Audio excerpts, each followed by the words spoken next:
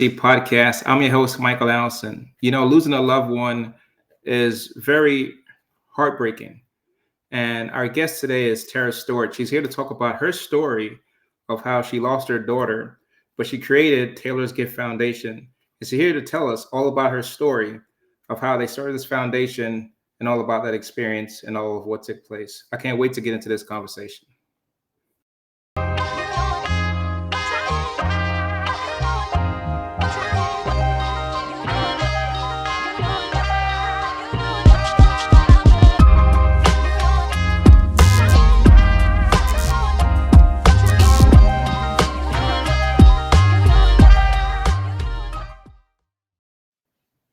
Hey, Tera, thank you so much for joining the Overcoming Adversity podcast.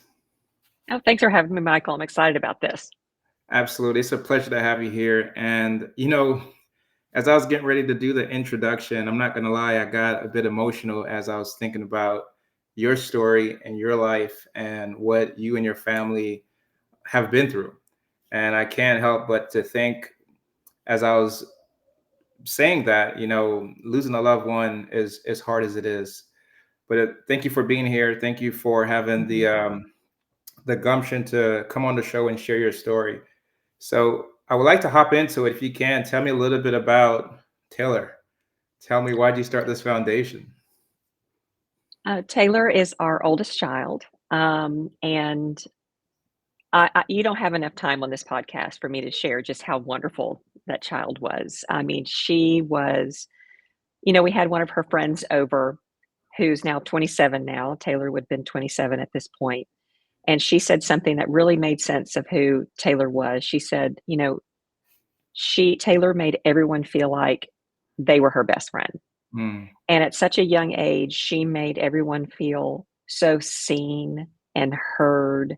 And she was very inclusive with friends. And she just had that special side of her. She was a great big sister too. We have 3 children. We have Taylor, we have Ryan and Peyton, and she was a great big sister to them also. Okay. But it was spring break of 2010 that we were on our spring break vacation as a family in Beaver Creek, Colorado.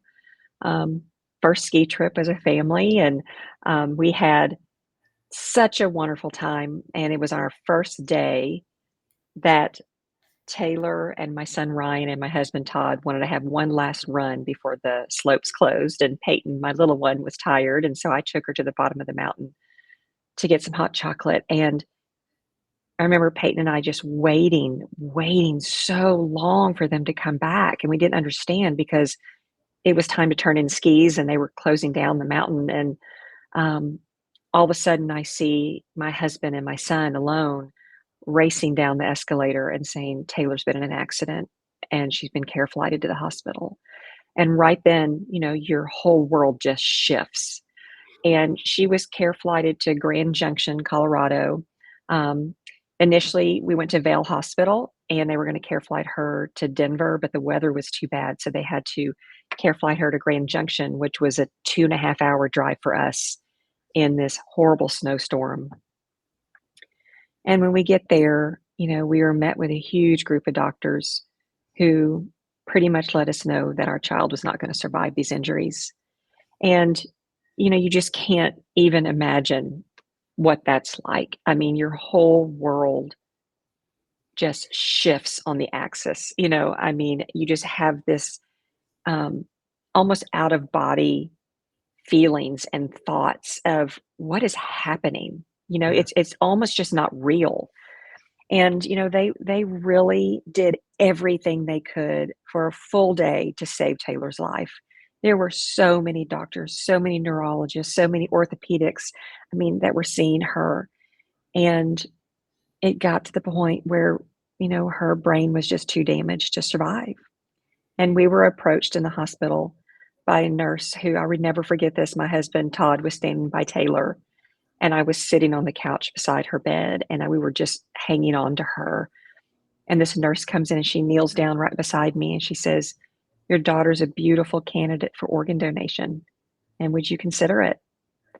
And I tell you, Michael, we had never talked about organ donation in our family, not even once. I think my husband and I had checked it off on our driver's license, but it wasn't a conversation we had.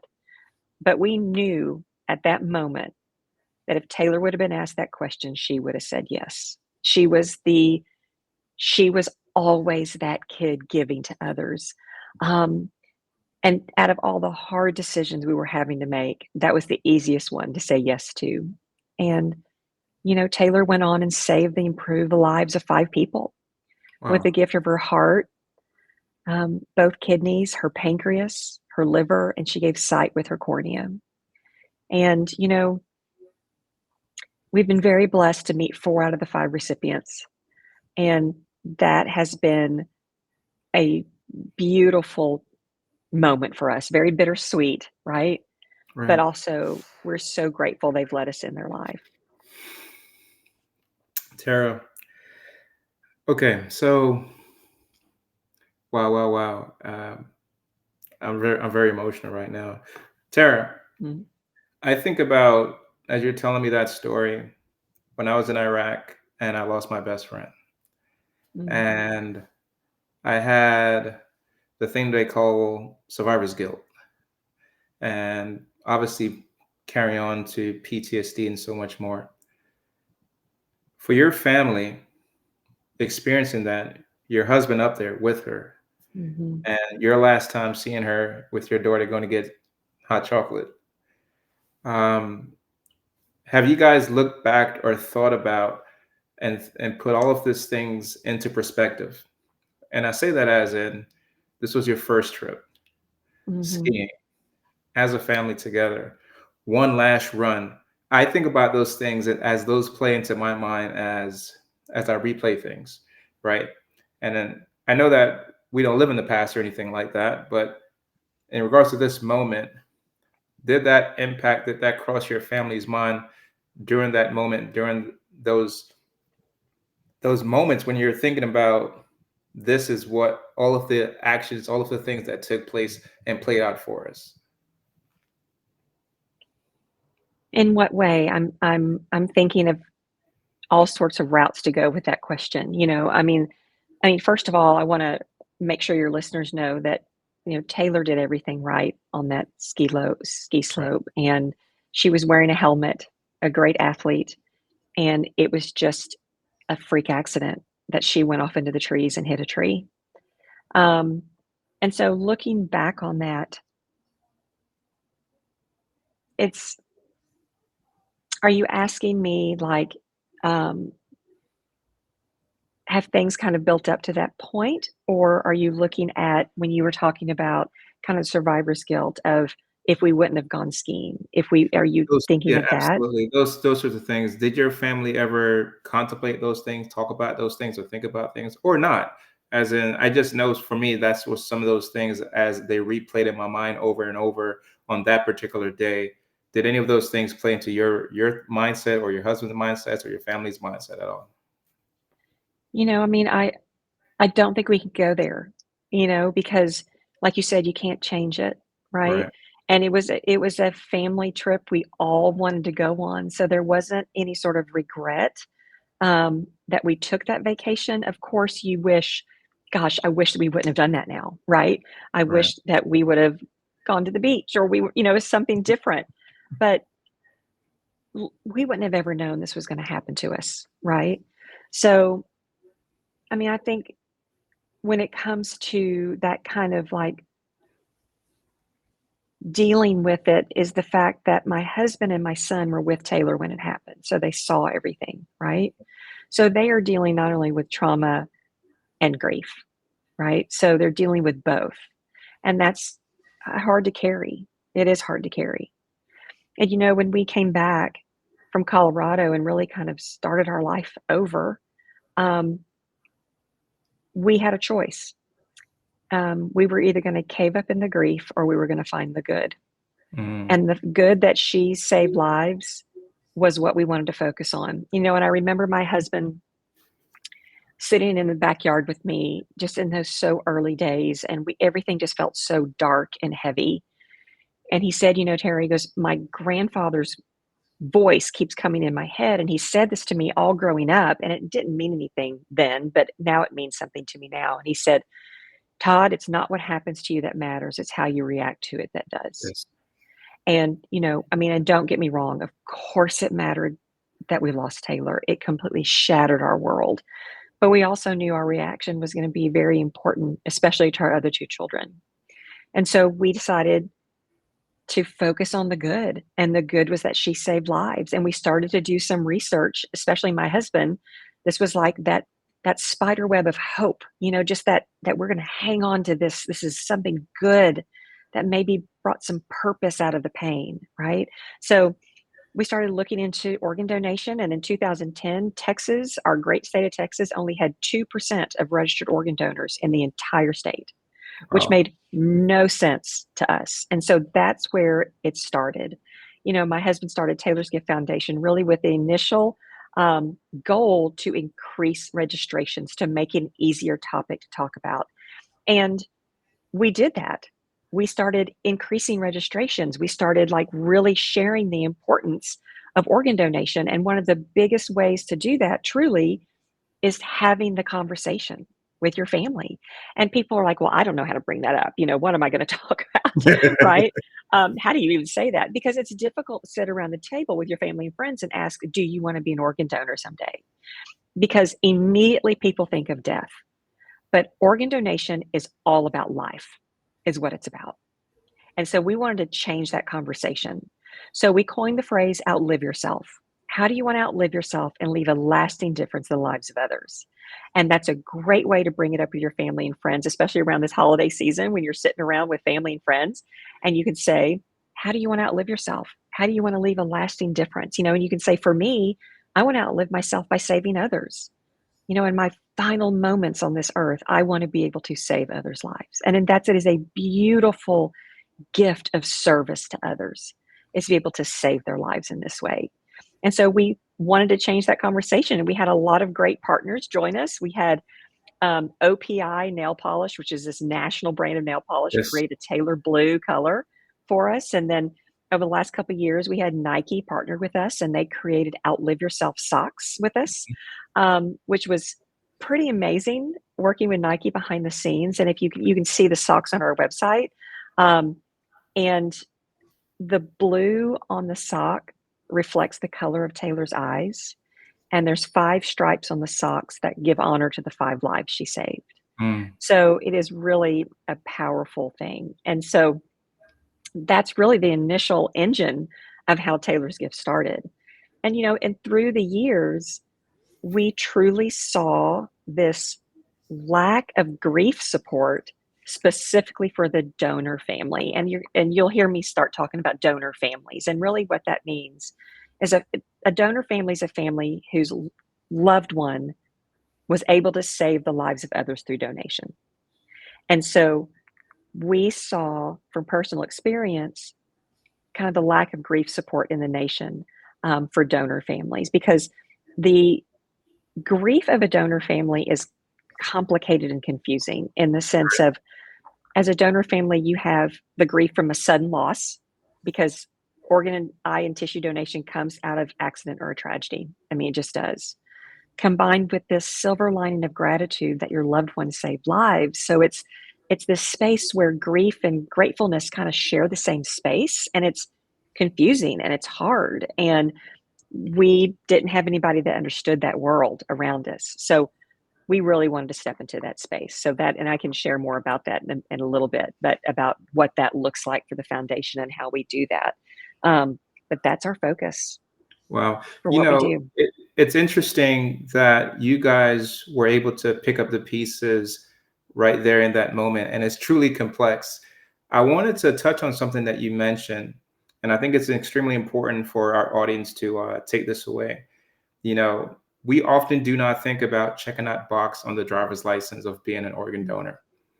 Mhm. How can one that's listening right now with their family member have that conversation in regards to being an organ donor? Because I often see that when I renew my license. Even my son was getting Mhm. his license, and he asked me about that too as well. And it was like an immediate no. So how does one change that conversation in regards to checking yes and saying, I want to save somebody's life. And with that Right. being said, I want to follow up with that question, as in, does your organization provide resources or help for that tough conversation? So it's all about education, right? Right. Many times you're fearful of things you just don't understand or know, or there's a lot of myths and facts out there about organ donation, right? Like a myth that is we hear a lot is, well, if I check to be an organ donor, if I go to the hospital, the doctors won't work so hard on me to save. I'm like, Mhm. which is totally wrong. The doctor is there. They have a Hippocratic oath to save you. They're not there to save someone else. They're there to save you, right? So Right. that is a complete myth. The doctor will do everything in their power to save your life. That is their focus. We hear it's against my religion. I can't do that. 99% of the religions support organ and tissue donation because it's an act of service. I would Mhm. highly recommend, that people talk to their clergy, their pastor, their reverends, to priests to talk about what their faith believes. And I think they're going to be pleasantly surprised on how many faiths do believe in organ donation and believe that it's an act of service for others.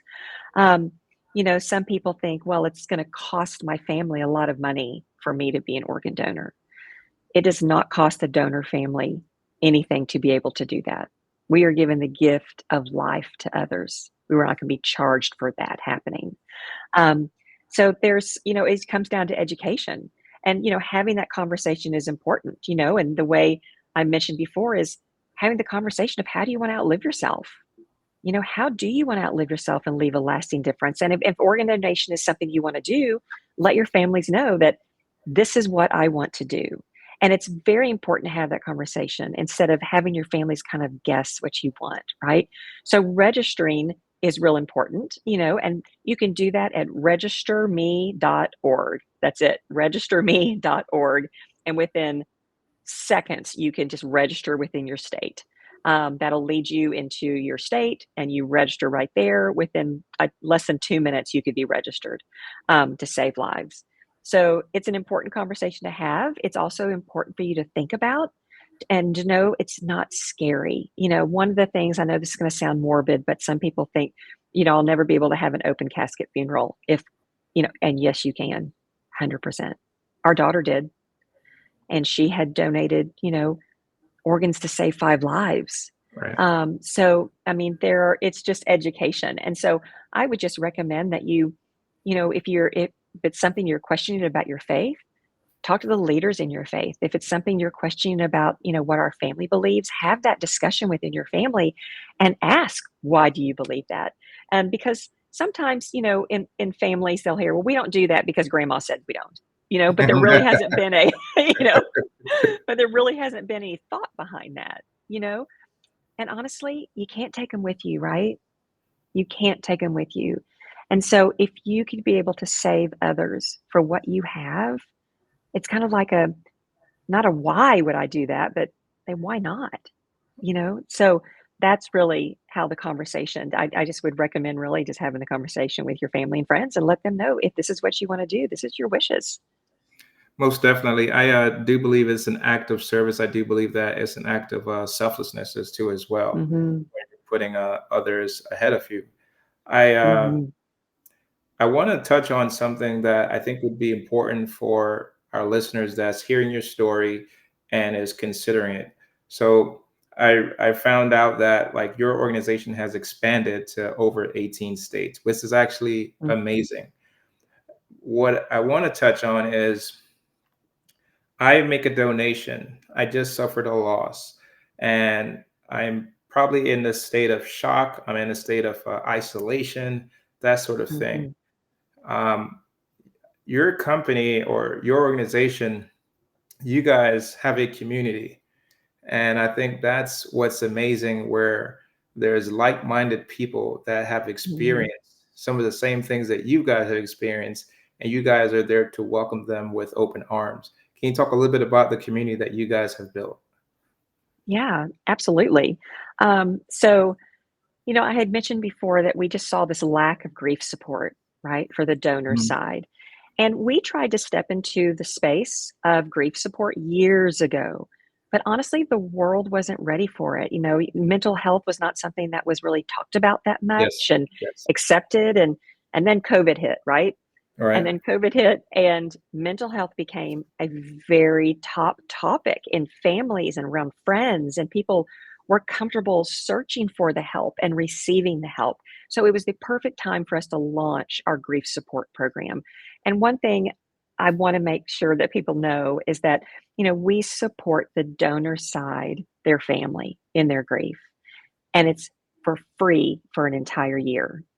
I mean, could you imagine trying to find counseling for you and your family or emotional support, um, for your family and how expensive that could be? That's And we are important. able to provide that for free for an entire year. And we are able to do that just through the generosity of others who believe in what we do. And so when a family comes to us and are enrolled in our grief support program, we offer them a couple of things, and they can do both, one or the other, whatever they'd like to do. But we offer them a compassionate caring guide. And these caring guides it's peer to peer support, meaning that you will be with somebody who has walked through trauma and pain themselves.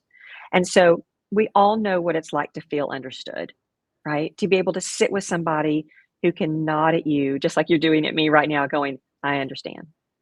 I get it. I Yeah. mean, it's an immediate breakthrough of compassion and trust and understanding, and we all know what that feels like. And so we give them a caring guide who is with them for an entire year, for them and their family. And then we also have group support. And our group support is something that's also very important because you're around many others who have a similar journey. So, being able to step in and to help these families in their darkest hour um, has been, I think, exactly what the foundation was made for from the very beginning. Yes, organ donation, the registrations, and the education is always going to be an engine, but our mission of providing free grief support to the donor side, the donor family, that I think is what we were completely made for. And Absolutely.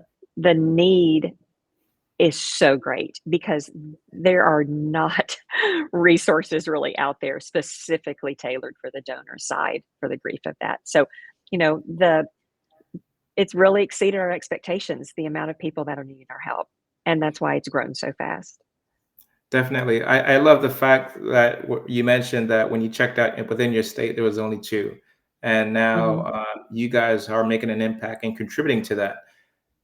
In regards to Taylor's legacy, if you would, can you share with us the impact that you guys have made? If you could share any testimonials, because this is absolutely profound. And I think Mm. it's on a prolific level, and I would love to if you could share some of the other lives that you guys have helped, some of the impact that you guys have made within the community all across the United States, across the globe. Yeah, I mean, gosh, we get a lot of feedback from families who have said, without our grief support program at Taylor's Gift, they wouldn't be where they are today. We've had, you know, individuals and families who truly have said we have saved their lives, because grief was so overwhelming. All right. Um, we've had many people who, when the loss was so heavy and real, they couldn't function, they couldn't go to work. And now they're smiling and, being able to get back into the world, if you will. And I think the big thing that we provide is that we provide hope. That's the biggest thing that we provide. And that's the biggest feedback we've received is that you've given me hope. And we will never have anyone feel like they have to um, move on or get over the loss because you don't, right? But you can move forward. You absolutely can move forward. And that's something that we're able to help them do. May take 2 steps forward, 3 steps back, but you've got us there with you the whole way. And just having someone with you who understands that has made a huge difference. So we're really proud of the work we've done. As a matter of fact, NYU Langone Health, which is huge prestigious medical center in New York. They've partnered with us to do research around our program because they can see the impact that it's having, and how incredible the um, support system that these donor families are getting, and what a difference it's making in their lives, that they're now there's research behind this program to show just how good it is. So we're excited to have that too. That scientific research, helps to show that what you're doing is spot on. So we're really proud of that. That's wonderful. I want to talk a little bit about legacy here. So, with that being Hmm. said, you guys put out a book, and Yeah.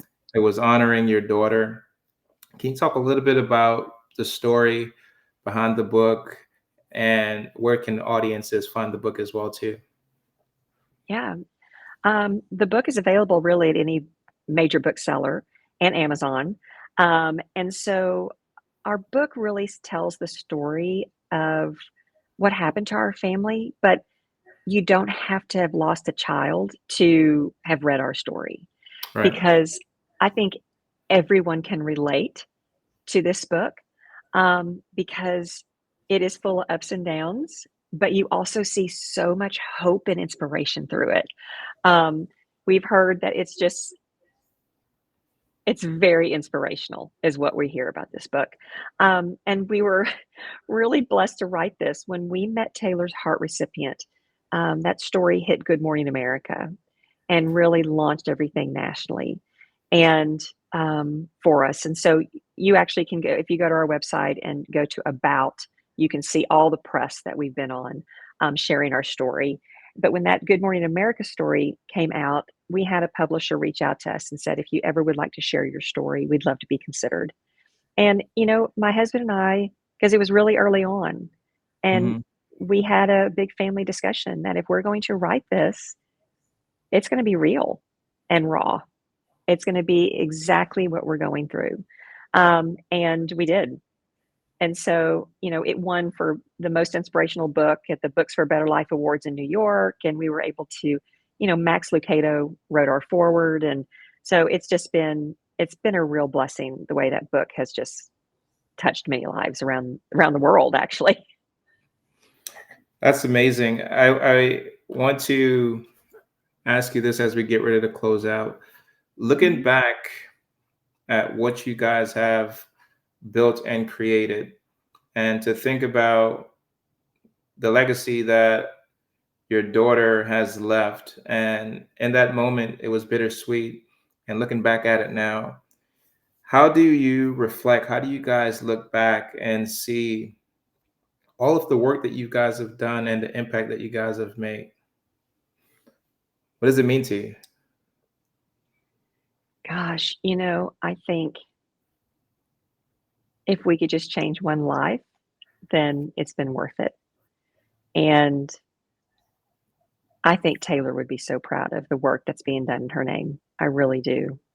We have gotten through this because of our faith, and that has been a huge part of our journey. Um, so looking back on it, I think the foundation and just everything we've been through, not just the foundation, but it has brought so much purpose to the pain Yeah, to really have her legacy be so strong. absolutely. So, for our listeners that's listening, what are some words of wisdom? What are some takeaways that they could take away from your story and from your foundation that you guys have built? Oh gosh. Excuse me.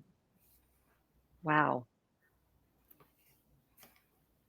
So here's something that keeps coming to mind is that people ask me a lot, how do you help someone that's walking through grief? I have a friend who's hurting. How do I be a good friend to them? What do I do? And all I can say is I have a friend named Daniela who was not a dear friend of ours when we lost Taylor. She is now. And what she did was so impactful. One day, and this was just a few weeks after we lost Taylor, our community was kind of just reeling in this. And she rang the doorbell and she said, I really don't know what to say, but I just want to let you know I'm here. And that right there changed everything because when you are with someone who's really hurting and in grief, your first um, just human reaction is to go, it's okay, it's going to be okay. And, try to, oh, I'm sure that's hard. And, just try to relate in some way, but instead, and try to fix you because you're different now, right? And they kind of want you to be like who you were before all this happened. But what she did was so powerful is the fact she didn't try to fix. She just said, "I'm here." So my biggest advice to people who are with someone who is hurting or grieving is to show up. Be the person that rings the doorbell. Even though you don't know what to say, it's okay that you don't know what to say. Because from a grieving person's take, grief is a very lonely place already. Yeah. And so when people don't know what to say, sometimes they don't say anything at all, which Hmm. makes it even harder. Yeah. So be the person that shows up and rings the doorbell. Something I took away from your story when we first started, it was how intentional your family became tighter. And Mhm. I thought Yeah. about mom, dad, siblings. And if you can you talk a little bit about through this occurring, how did it bring your family tighter together and help that relationship amongst you guys? Because I'm thinking if this was to occur to me or my family, you know, I would become so much more appreciative. How did it impact your family to make you guys become tighter? Yeah, I mean, it does. I mean, any sort of shift in your world makes you, prioritize things different, Yeah. right? Um, you know, really, I think for our children, we just had to love them where they were, meaning that Ryan's experience was different than Peyton. He was 11, she was 9. Their experiences, what they saw was different. And just loving them where they were as they were going through this, and knowing that this has made them even more incredible adults. Um, our son is 25, our daughter's going to be 23, and they are just amazing adults with this like compassion in them that I think was born out of this, right? They can sit with people who are going through hard. They can. And it's because they have that I understand, right? That they can do that. Um, but yeah, you have to be intentional. You do. I mean, this can crumble a family very easily. And it wasn't always easy. I mean, believe me, there were a lot of tears. you know, I mean, it's not just a light switch thing. It's something you have to work at. And you also have to give each other grace. Here's something that I'll say real quick is that when everything was happening with us, my husband and I were grieving very differently. And it Hmm. was really hurting our marriage a lot. And I couldn't understand why he wanted to be around Taylor's friends all the time. I couldn't be around Taylor's friends because it was a reminder of what I lost. And so, I mean, we were just completely in opposite directions. And we had another couple in our community someone introduced us to that had lost a child 10 years before us. And I remember my first thought looking at the mother going, "How have you survived this 10 years?" Like I remember that. But looking at her also gave me hope. But she told her and her husband were talking to us, and they said, "You have to give each other the grace to grieve the way they need to." And my husband and I have always had a very strong foundation, but we weren't giving each other that grace.